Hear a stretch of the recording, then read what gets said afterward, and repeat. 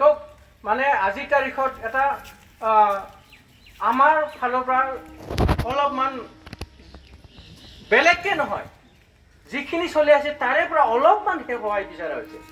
কথাটো হ'ল এই যিটো বাছ ষ্টেণ্ড আছে, কোকৰাঝাৰ টাউন আছে, ইয়াৰ পৰা বিভিন্ন ঠাইত গাড়ী যায়।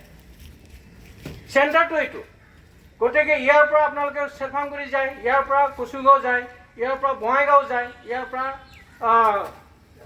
ইফালে শান্তিপুৰ যায়, দাঁতগিৰি যায়, গোসাইগাঁও যায়, চাপৰগ্ৰাম যায়। গতিকে ভূটান কানেকশ্যন আছে ইয়াৰ পৰা। গতিকে ইয়াৰ পৰা যিখিনি গাড়ী চলিব, চব নহয়, অল্টাৰনেট বুলি কোৱা হৈছে।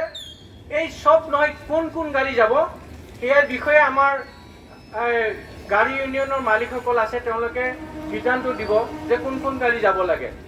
তো কিছুমান গাড়ী অনুগ্ৰহ কৰি আমাৰ মেডিকেল কলেজ হৈ যাব লাগে। উদ্দেশ্যটো হ'ল যিবিলাকে আমাৰ কোকৰাঝাৰ মেডিকেল কলেজত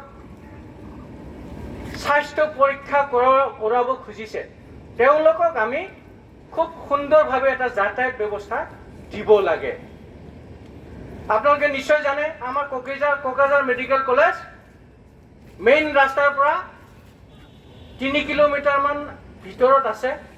গতিকে তাৰ পৰা বেলেগকে যাতায়াত সুবিধা আজিৰ তাৰিখত নাই। গতিকে কি হৈছে, এতিয়া ধৰি লওক চাপৰগ্ৰামৰ পৰা কিছুমান মানুহ আহিব, চাপৰগ্ৰামৰ পৰা যিখিনি মানুহ আহে সেইবিলাক গাড়ী যিখিনি আহিছে এইটো কোকৰাঝাৰতে সীমাবদ্ধ নহয় জানো? এইটোতো ডাইৰেক্ট এনেকৈ হৈ নাযায়, 2-এখনহে যায়।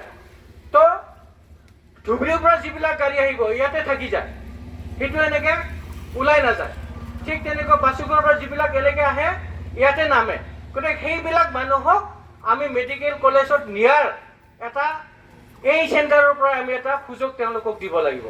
আৰু ইয়াৰ কাৰণে আমি কি কৰিছোঁ, ইয়াৰ পৰা যিখিনি গাড়ী চলে আমি প্ৰত্যেক গাড়ীৰ যিবিলাক গাড়ী চলে এই নাম্বাৰ আমাৰ ইউনিয়নৰ তেওঁলোকে আমাক নাম্বাৰ দিব, আৰু সেই নাম্বাৰ যিখিনি নাম্বাৰক ঠিক কৰা হৈছে সেইবিলাক নাম্বাৰ কোকৰাঝাৰ মেডিকেল কলেজ হৈ, তাৰমানে এই আমাৰ যিটো কদমতলা আছে, কদমতলা হৈ ডিমলগাঁও চাৰিআলি হৈ কোকৰাঝাৰ মেডিকেল কলেজ হৈ আৰু দেৱৰগাঁও মেইন চকত ওলোৱা সেই ৰাস্তাত যাব লাগে, আৰু অহাটোও এই একে ৰাস্তাত আহিব লাগে। আৰু যিখিনি গাড়ী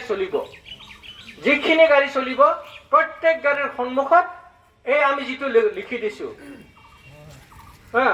Bongaigaon via Kokrajhar medical college, এই বৰ্ডটো সন্মুখত লগাব লাগে। পাব্লিকে জানিব লাগিব যে এইখন গাড়ী মেডিকেল কলেজ হৈ যাব। চিঞৰি থকাতকৈ এই যিটো বেনাৰ আছে সেইটো সন্মুখত লগাই দিলে হ'ল। সেই হিচাপে আমি এনেকৈ বেনাৰ বনাই দিছোঁ ইতিমধ্যে। আপোনালোকে কেতিয়াবা যদি বেয়া হয় ফটকৈ হাতে লিখিও ল'ব পাৰে। প্ৰমোদ বড়ো ডাঙৰীয়া তেওঁৰ চিধা হস্তক্ষেপ, লগতে আমাৰ বিভাগীয় জইণ্ট কমিশ্যনাৰ, বিভাগীয় সচিব আৰু আমাৰ জিলা প্ৰশাসনৰ মুৰব্বী DC ছাৰৰ পাৰ্মিশ্যনত এই আমি আজিৰ পৰা এটা নতুন অধ্যায় আৰম্ভ কৰিবলৈ গৈ আছোঁ। সেই যিটো আমাৰ কাৰ্যসূচী, এই কাৰ্যসূচী আজি যে আৰম্ভ হ'ব তাত কিন্তু মাজত কোনো ধৰণৰ ব্ৰেক নহয়। এইটোৰ উদ্দেশ্য বহুত মহান হয়। আপোনালোকক ইয়াৰ বিষয়ে অলপ পাছত খুব সুন্দৰকৈ কোৱা হ'ব। কিন্তু